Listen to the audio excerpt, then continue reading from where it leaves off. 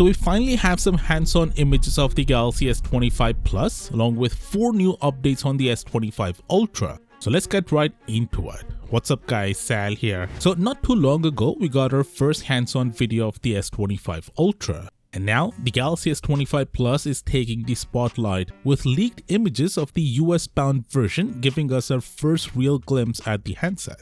Thanks to the clearly visible model number, we know for sure it's the Plus and not the base variant. Now here's the thing, at first glance the S25 Plus looks really familiar. We're talking the same design, the same cameras, and even the bezels appear to be unchanged. But if you look closely, just below the power button, there's a little something that might stand out, especially if you're not in the US. Before you get too excited though, let me clear that it's just a dedicated millimeter wave antenna, which has been a thing for US Galaxy models for a while now. The S24 Plus US version had it too, while the international models didn't, so it's nothing new here. But seriously, what's actually new with the S25 Plus? While the S25 Ultra at least gets a revamped camera ring design, the Plus doesn't seem to have gotten the same treatment. The one noticeable change is 0.4mm thinner. Yeah, I know it doesn't sound like much, but in hand, small tweaks like this can make a difference. Other than that, and an upgraded processor, it's basically the same phone as the S24 Plus.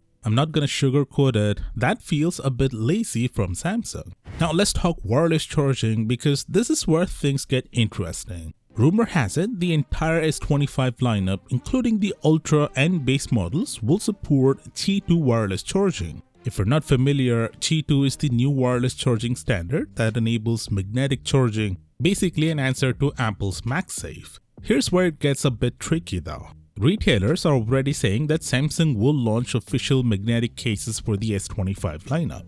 This makes me wonder, do the S25 phones natively support Qi 2 or is the magnetic compatibility only enabled through these cases? Well, according to this tipster, the S25 series does indeed support Qi 2, but there's a catch. The phones don't have built-in magnets for alignment. You'll need Samsung's magnetic cases to get that functionality. So why no built-in magnets? The most likely reason is the S Pen. If you ever tried using a pop socket magnetic case on an Ultra phone, you might have noticed the S Pen struggles to work properly in areas where the magnet sits. That could explain why Samsung is keeping magnets out of the phones themselves. That said, it's pretty interesting that they're launching cases with magnets. Maybe they've found a way to prevent interference with the S Pen. Either way, I'm curious to see how this pans out.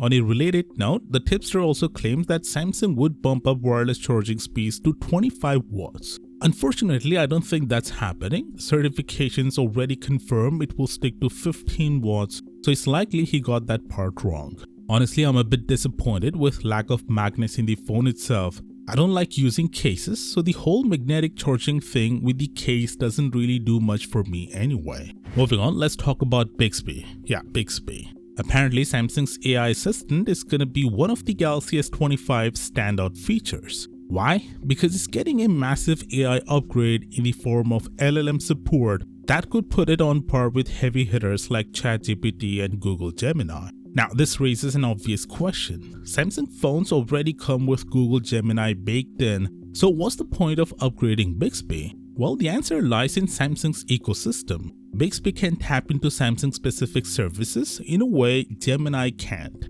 So AI features like sketch-to-image tools, message composition, and other Samsung-centric functionality should work a lot better with Bixby. Whether it will live up to the hype remains to be seen, but I'm cautiously optimistic. Next up, let's talk colors because there's an unexpected twist. Ross Young recently shared an updated list of color options for the S25 lineup. And here's the surprise, the S25 Ultra will come in 2 black options. One of them is called Jet Black, and if that name sounds familiar, it's because Apple used it for one of their older iPhones. We don't know yet if Samsung's version will have the same finish, but it's interesting to see 2 variations of black being offered. Among these, the bottom 3 are online exclusive colors, and the blue variant takes center stage as Samsung's hero color for marketing. For reference, the blue model will feature a lighter blue back with a silver frame that has a subtle blue hint. The same two-tone approach will apply to the white version, a white back with a silver frame. Finally, the S25 series will launch with One UI 7 out of the box, and here are 20 new features it's bringing to the table. Click right here to watch the video, and I'll see you there.